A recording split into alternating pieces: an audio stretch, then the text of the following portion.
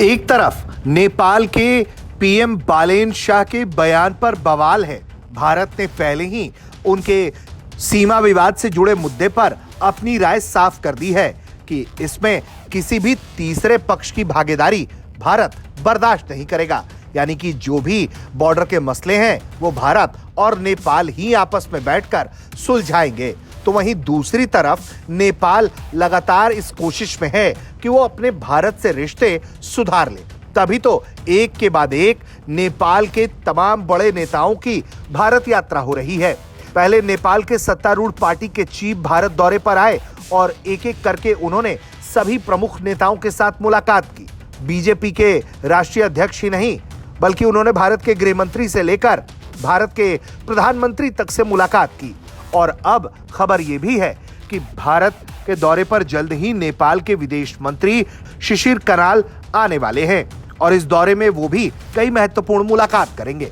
लेकिन इन सब के बीच जो सबसे अहम खबर है वो हम आपको बताने वाले हैं, क्योंकि खबर यह है कि भारत और नेपाल के बीच दशकों पुराने सैन्य संबंधों को और अधिक सुदृढ़ बनाने के लिए और अधिक मजबूत बनाने की दिशा में एक महत्वपूर्ण कदम उठाया गया है।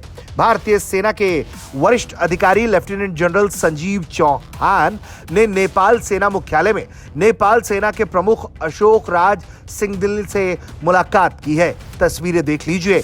नेपाल में हुई यह मुलाकात बहुत अहम है क्योंकि लेफ्टिनेंट जनरल संजीव चौहान मौजूदा वक्त में स्ट्रेटेजिक फोर्सेस कमांड के deputy commander in chief, Gorkha brigade के अध्यक्ष और प्रथम गोरखा राइफल्स के कर्नल के रूप में कार्यरत हैं। वहीं अशोक राज सिंघल नेपाल सेना के प्रमुख होने के साथ साथ भारतीय सेना के मानद जनरल भी हैं, जो दोनों देशों के बीच विशेष सैन्य संबंधों का प्रतीक माना जाता है। ऐसे में इस तरह की मुलाकात बहुत अहम हो जाती है। बैठक के दौरान दोनों देशों के सैन्य नेताओं ने भारत और नेपाल के बीच द्विपक्षीय रक्षा सहयोग को और आर्मी टू आर्मी संबंधों को मजबूत बनाने के कई तरीकों पर चर्चा की है। दोनों पक्षों ने पेशेवर आदान प्रदान, संयुक्त गतिविधियां और क्षेत्रीय सुरक्षा सहयोग को आगे बढ़ाने की दिशा में प्रतिबद्धता जताई है।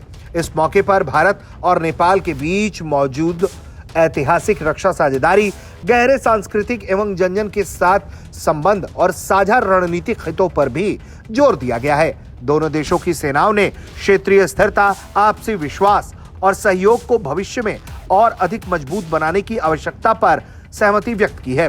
भारत और नेपाल के बीच रक्षा संबंध लंबे समय से विशेष महत्व रखते हैं।